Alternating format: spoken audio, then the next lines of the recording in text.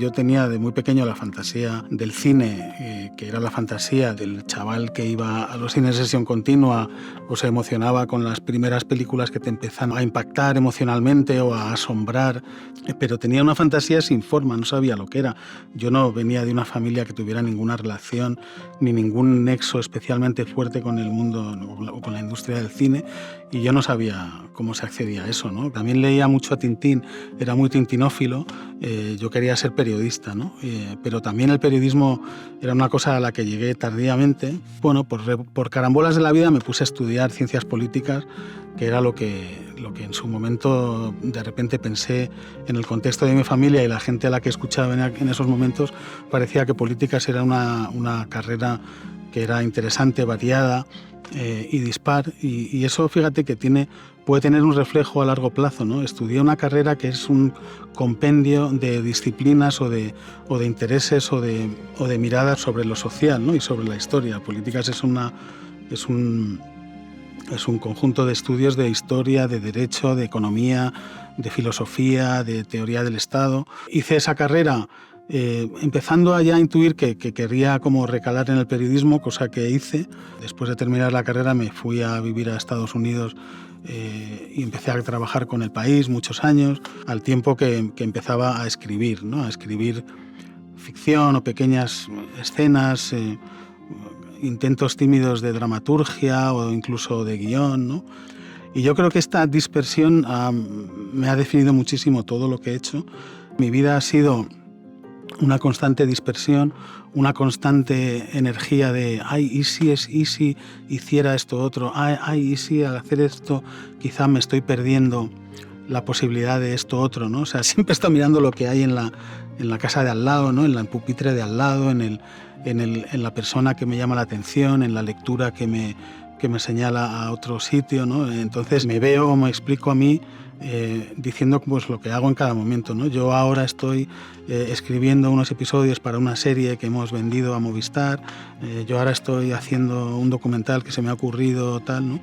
Pienso más en términos eso de lo que estoy haciendo en cada momento o lo que me inquieta, que a la vez es una huida de otra cosa, ¿no? o un tanteo de tal, y entonces estoy entre esos distintos mundos, ¿no?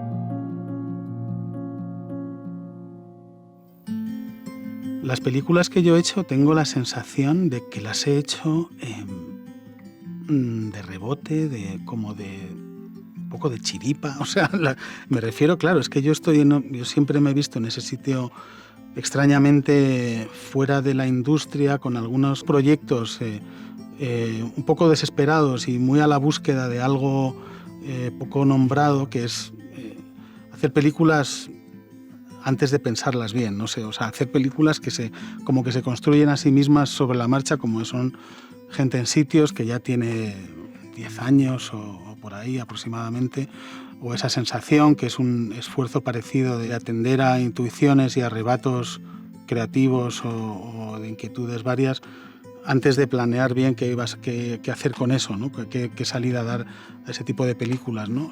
Curiosamente, las dos fueron películas que tuvieron su pequeña vida y su pequeña repercusión o entidad, yo creo que en parte por el hecho de estar planteadas así, ¿no? Surgen de algo bastante genuino, poco calculado, poco pensado para hacerte pensar tal cosa u otra, ¿no? O sea, muy abiertas, muy dialogantes, yo creo. En paralelo a eso empecé a desarrollar Vergüenza y luego otros proyectos con Álvaro. He seguido de alguna forma con un pie en ese mundo de la producción pequeñísima o autoproducción. Lo decía desde el principio, ya hace cuando hice Gente en sitios, ¿no? O sea, película que planteé para no tener que molestar a nadie, ¿no? Para no tener que convencer o incordiar a nadie con mis devaneos o con mis idas de olla de diverso signo, ¿no?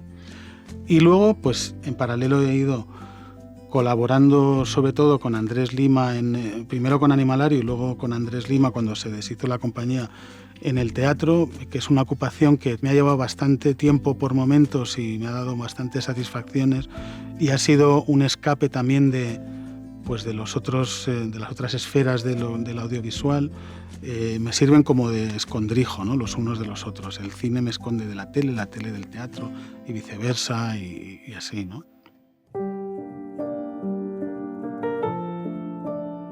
cada una de estas películas autoproducidas, por así, qué palabra tan enrevesada, ¿no? Autoproducido, pero cada una ha tenido un poco su pequeña historia, ¿no? Yo creo que todo empezó con Dispongo de barcos, que es del año 2010. Su germen fue un cortometraje que habíamos rodado unos años antes, un grupo de amigos con David Serrano y con Antonio de la Torre, basado en una escena que yo había escrito. Yo escribí una escena que era como un sketch teatral de 4 o 5 páginas, y era una reunión de unas personas que planeaban un atraco, ¿no? De una forma muy disparatada. Y con Andrés, David Serrano, Antonio, Roberto Álamo y otros hicimos un cortometraje, y ese cortometraje lo desarrollé luego en un guión y lo convertí en un largo que se tituló Dispongo de barcos, y que quise como sacar adelante con Antonio de la Torre, que ya estaba empezando a trabajar en películas grandes y tal. Y entonces, haciendo una película collage en días sueltos, totalmente pagada por mí, bueno, pedíamos favores,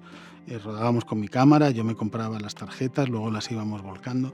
En fin, una precariedad absoluta, ¿no? Y bueno, pues se estrenó milagrosamente, no sé cómo, una peli oscura y muy inquietante que refleja una época mía un poco llena de problemas, ¿no? O sea, bueno, la recuerdo como una peli de una época un poco oscura, de la que yo quise salir luego con Gente en sitios, también planteada sin medios y a ratos, y hecha a ratos a lo largo de muchos meses por mí, llamando a diversos actores para plantearles diversas escenas, pero con una mirada algo más luminosa, algo más abierta, más disfrutona.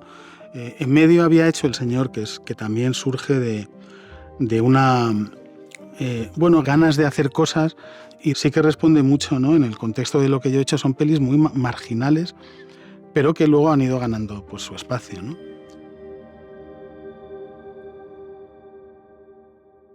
Un efecto óptico en realidad es lo mismo que Gente en sitios y esa sensación, es decir, una película totalmente autoproducida, pero con apariencia de una película algo más producida, con muchas limitaciones y muy pequeña, pero es verdad que es una peli un poco más rodada de una forma un poquito más convencional. O sea, junté a un sonidista y algunos medios muy básicos, pero sigue siendo una película muy, muy pequeña, muy independiente, con un equipo muy reducido de 20 personas, que saqué adelante de una manera que no se pueden recomendar a nadie.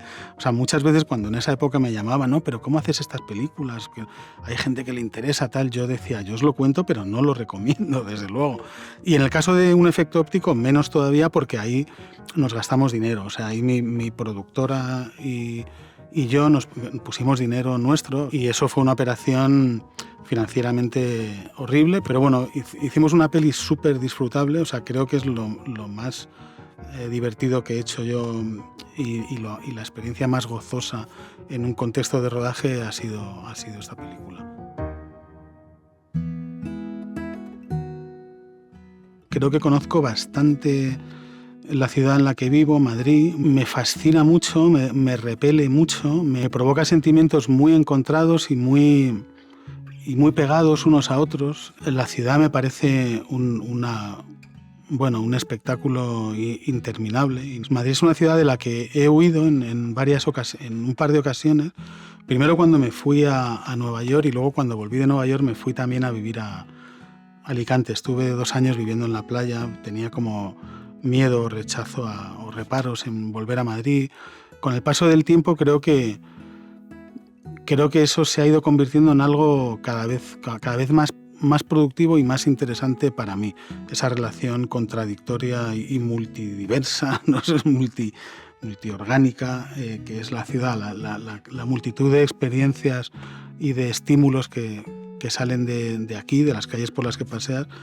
Es curioso porque Dispongo de barcos, El Señor y Gente en sitios son 3 películas en las que la ciudad es muy importante.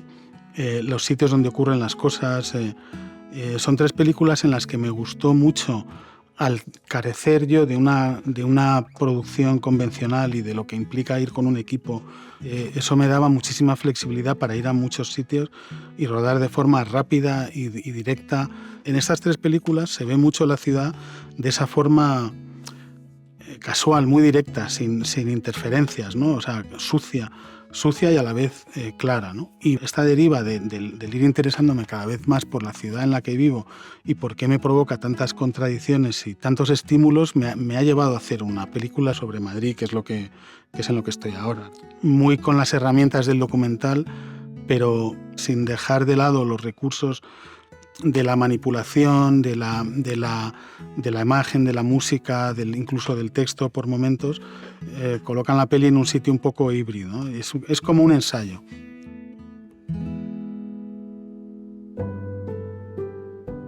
Mi relación con Álvaro Fernández Armero viene de hace muchísimos años. Fuimos amigos o conocidos antes de trabajar juntos.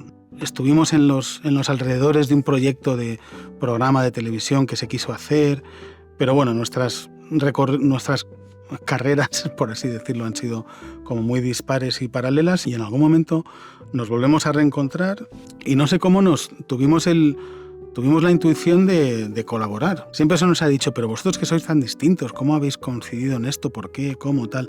Yo creo que los dos estamos en la búsqueda de algo que no acabamos de encontrar, ¿no? Es curioso, ¿no? Desde sitios muy distintos, pero yo creo que se juntan dos personalidades a las que les falta como algo, ¿no? Para vehicularse bien hacia un sitio, el que sea, ¿no?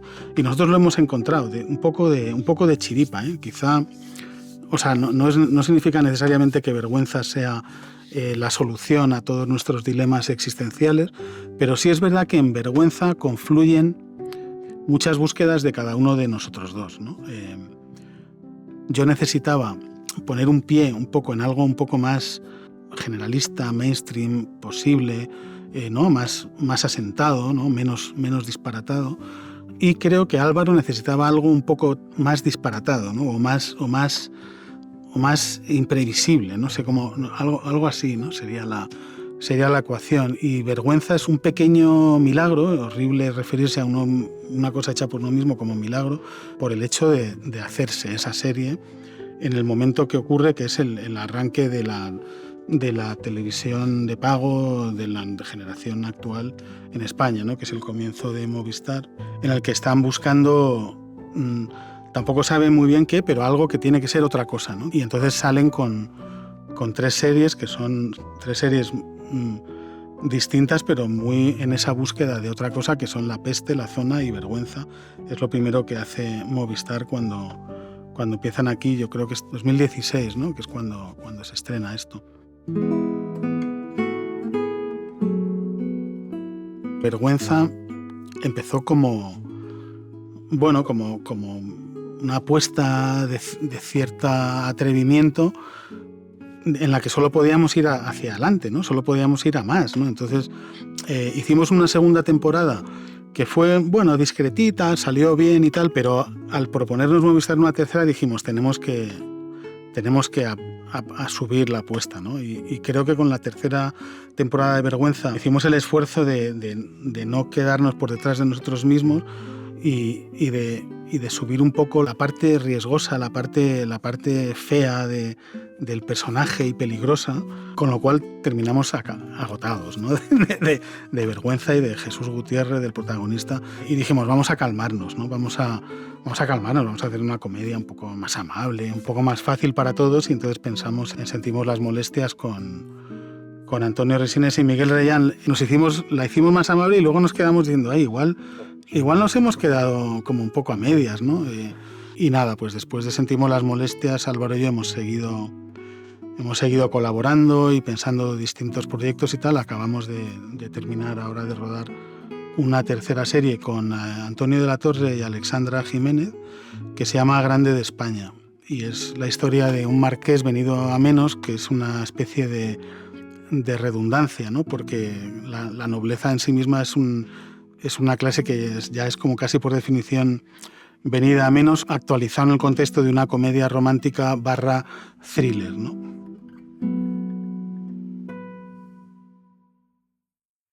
Para mí la escritura consiste en estar todo el rato pensando que debería estar escribiendo, ¿no?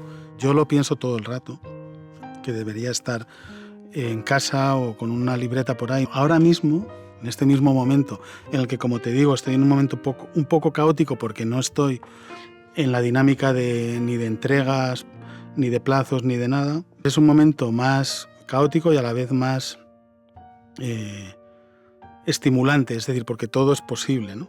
Ahora mismo tengo 2 o 3 proyectos en los que debería estar trabajando y los tiempos en los que no trabajo tengo la sensación de que como que me estoy cargando de gasolina para cuando tenga que ir a hacer el viaje, ¿no? Y esa sensación no siempre es agradable, a veces es inquietante, ¿no? Porque esto se traduce en ideas que vas teniendo o perspectivas de llevar una determinada historia por determinado sitio que vas poniendo en ese disco, en esa RAM, ¿no? Hay una RAM, o sea, está el disco duro donde ya ni te acuerdas de lo que hay, luego está la RAM que está ahí en medio, ¿no? Que son cosas de las que podrías echar mano más rápidamente, ¿no? Y tienes miedo de que se vayan a ir al fondo del disco duro o se te vayan a olvidar, ¿no? Y de ahí debería ir a casa y escribirlo, ¿no? Ideas que se me agolpan, necesidad de plasmarlas y sin acabar de encontrar el tiempo. Y al retrasar ese momento está bien porque todavía tengo que ir a hacerlo, ¿no? Todavía me queda el momento ese gozoso de sentarme y teclearlo, ¿no? Pero a la vez el miedo de que se te vaya, ¿no? Esos son los riesgos de la profesión, ¿no? Que se te olvide una idea, ¿no?